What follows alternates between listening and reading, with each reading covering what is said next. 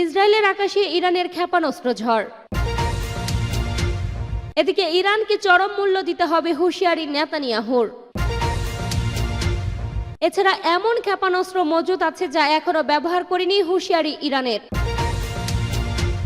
আরও থাকছে ফর্দো পারমাণবিক স্থাপনায় হামলা চালাতে ট্রাম্পের প্রতি আহ্বান সিনেটর গ্রাহামের। অন্যদিকে ইরানের নাতানজ পারমাণবিক স্থাপনায় ইসরায়েলের বিমান হামলা। এদিকে চীন থেকে রহস্যময় উড়োজাহাজের উড্ডয়ন ইরানের কাছে গিয়ে উধাও। এবং সর্বশেষ জানিয়ে দেব ইরানের পারমাণবিক বাংকার ধ্বংস করতে পারে যে শক্তিশালী মার্কিন বোমা। শিরোনাম শুনছিলেন, এবার বিস্তারিত। ইসরায়েলের আকাশে ইরানের ক্ষেপণাস্ত্র ঝড়। শত্রু দেশ ইসরায়েলের আকাশে রীতিমতো ক্ষেপণাস্ত্র ঝড় বয়ে দিয়েছে ইরান। তারা ইসরায়েলের 400 ব্যালিস্টিক ক্ষেপণাস্ত্র ও 1000 ড্রোন ছুড়েছে বলে জানিয়েছে মার্কিন সংবাদ মাধ্যম CNN। বৃহস্পতিবার 19 জুন ইসরায়েলি সেনাবাহিনীর ঊর্ধ্বতন কর্মকর্তার বরাত CNN জানান, গত শুক্রবার থেকে শুরু হওয়া ইরান ইসরায়েল সংঘাতের মধ্যে এখন পর্যন্ত প্রায় 400টি ব্যালিস্টিক ক্ষেপণাস্ত্র এবং 1000টি ড্রোন ইসরায়েলের দিকে ছুড়েছে ইরান। এই হামলাগুলোতে এখন পর্যন্ত কমপক্ষে 24 জন ইসরায়েলি নিহত হয়েছে। অন্যদিকে ইরানের ইসলামী বিপ্লবী গার্ড বাহিনী IRGC এক বিবৃতিতে জানায়, তারা ইসরায়েলের উদ্দেশ্যে সেজিন-2 নামের দীর্ঘ পাল্লার কঠিন জ্বালানি ব্যালিস্টিক ক্ষেপণাস্ত্র ছুড়েছে। ইসরায়েলের বিরুদ্ধে ট্রু প্রমিস 3 অভিযানের অংশ হিসাবে এই ক্ষেপণাস্ত্র নিক্ষেপ করে তেহরান। ইরানের অত্যাধুনিক এই ক্ষেপণাস্ত্র 2000 থেকে 2500 কিলোমিটার দূরে লক্ষ্যবস্তুতে নিখুঁতভাবে আঘাত হানতে পারে। IRGCর বিবৃতিতে বলা হয়, অতি ভারী ও দীর্ঘ পাল্লার সেজিল-2 ক্ষেপণাস্ত্র নিক্ষেপের মাধ্যমে ট্রু প্রমিস 3 এর দ্বাদশ তুরঙ্গে হামলা শুরু হয়েছে। সেজিল-2 হচ্ছে ইরানের নিজস্বভাবে তৈরি একটি দ্রুত পর্যায়ের কঠিন জ্বালানির ক্ষেপণাস্ত্র, যার পাল্লা প্রায় 2000 কিলোমিটার এবং এটি ইসরায়েলের ভেতরে গভীরভাবে লক্ষ্যবস্তুতে আঘাত হানতে সক্ষম। তবে মার্কিন সংবাদ মাধ্যম CNN জানিয়েছে, তারা এই ক্ষেপণাস্ত্র ব্যবহারের বিষয়ে ইরানের দাবি স্বাধীনভাবে যাচাই করতে পারেন CNN। এছাড়া ইসরায়েল লক্ষ্য করে হাইপারসোনিক ক্ষেপণাস্ত্র ছোড়ার দাবি করেছে ইরান। ফাত্তাহ নামের হাইপারসোনিক ক্ষেপণাস্ত্রগুলো ইসরায়েলের আকাশ প্রতিরক্ষা ব্যবস্থা ভেদ করে সফলভাবে প্রবেশ করেছে বলে ইরানের রাষ্ট্রীয় টেলিভিশনের বরাত দিয়ে জানিয়েছে ফরাসি বার্তা সংস্থা AFP। এর আগে 2024 সালের 1 অক্টোবর ইসরায়েলে ইরানের আক্রমণের সময় তারা কয়েক ডজন ফাত্তাহ 1 ক্ষেপণাস্ত্র নিক্ষেপ করেন। ফাত্তাহ ক্ষেপণাস্ত্রটি প্রথম 2023 সালে উন্মোচিত হয়েছিল এবং ইরানের সর্বোচ্চ নেতা আলী খামেনি এর নামকরণ করেছিলেন। ইরানকে চরম মূল্য দিতে হবে হুঁশিয়ারি নেতানিয়াহুর।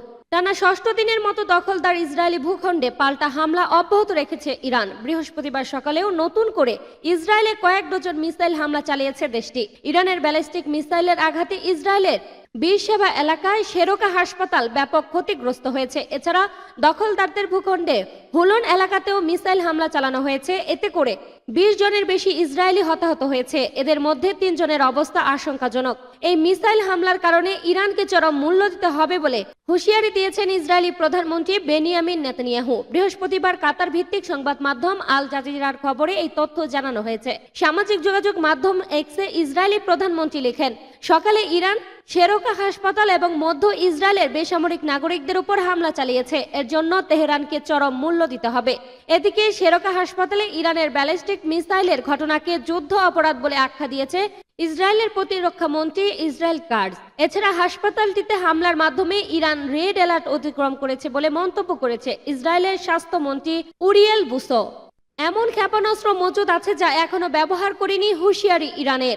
ইরান ইসরায়েলের চলমান সংঘাত 7ম দিনে গড়িয়েছে। যদিও 2 দিন আগে বিভিন্ন আন্তর্জাতিক গণমাধ্যমে ইরানের পক্ষ থেকে তাৎক্ষণিক যুদ্ধবিরতির ইঙ্গিত পাওয়া গিয়েছিল, বাস্তবে পরিস্থিতি সেদিকে না গড়িয়ে আরো জটিল আকার ধারণ করেছে।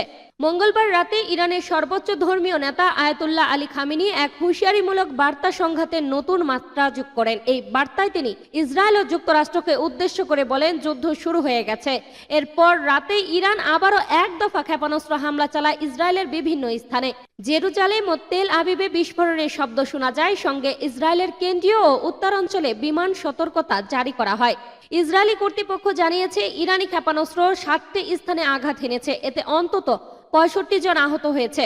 স্থানীয় গণমাধ্যমের খবরে বলা হয়, ইসরায়েলের দক্ষিণ অঞ্চলে বেয়ার শেভায় সুরকা হাসপাতালে ক্ষয়ক্ষতি হয়েছে। পাশাপাশি তেল আবিব, রামাত গান এবং হোলন শহরেও ক্ষেপণাস্ত্র আঘাতের খবর মিলেছে।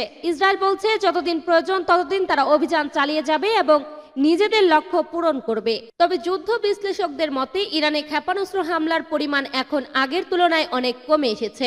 ইসরায়েল দাবি করছে তারা ইরানের পশ্চিম সীমান্তবর্তী প্রদেশসমূহ ইলাম, কুর্দিস্তান, পূর্ব ও পশ্চিম আজারবাইজান এবং কেরমানশাহ অবস্থিত অধিকাংশ ক্ষেপণাস্ত্র উৎক্ষেপণ কেন্দ্র ধ্বংস করতে সক্ষম হয়েছে। এতে ইরানে হামলার সক্ষমতা অন্তত 40% হ্রাস পেয়েছে বলে দাবি ইসরায়েলের। তবে ইরান পাল্টা দাবি করে জানিয়েছে তাদের কাছে এমন উন্নত প্রযুক্তির অস্ত্র রয়েছে যা এখনো ব্যবহার করা হয়নি। বুধবার ইরান জানায় তারা নতুন প্রজন্মের উচ্চগতি সম্পূর্ণ ব্যালিস্টিক ক্ষেপণাস্ত্র ব্যবহার করেছে, যা আগের তুলনায় অনেক দ্রুত ইসরায়েলে পৌঁছাতে সক্ষম। এই ধরনের ক্ষেপণাস্ত্র বিশ্বের হাতে গোনা কয়েকটি উন্নত রাষ্ট্রেই রয়েছে বলে জানান তেহরান। ফর্দো পারমাণবিক স্থাপনায় হামলা চালাতে ট্রাম্পের প্রতি আহ্বান সিনেটর গ্রাহামের। যুক্তরাষ্ট্রের শীর্ষস্থানীয় Republican senator Lindsey Graham president Donald ট্রাম্পকে আহ্বান জানিয়েছেন তিনি যেন পুরোপুরি আগ্রাসন হয়ে ইরানের ফর্দো পারমাণবিক স্থাপনায় সরাসরি হামলা চালান। এই স্থাপনাটি ইরানের মধ্যাঞ্চলের একটি পাহাড়ের নিচে গভীরে স্থাপন করা।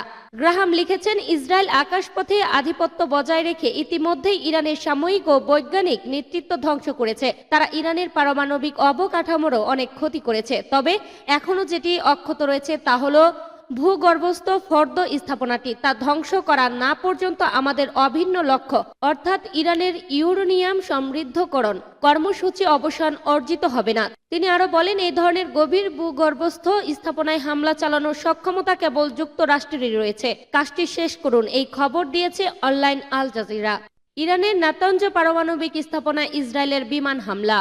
ইসরায়েলের সামরিক বাহিনী এক ঘোষণায় জানিয়েছে তাদের বিমান বাহিনী বুধবার 18 জুন রাতে ইরানের নাতানজ শহরে একটি স্থাপনায় হামলা চালিয়েছে। তাদের দাবি স্থাপনাটি পারমাণবিক অস্ত্র তৈরির কাজে ব্যবহৃত হতো।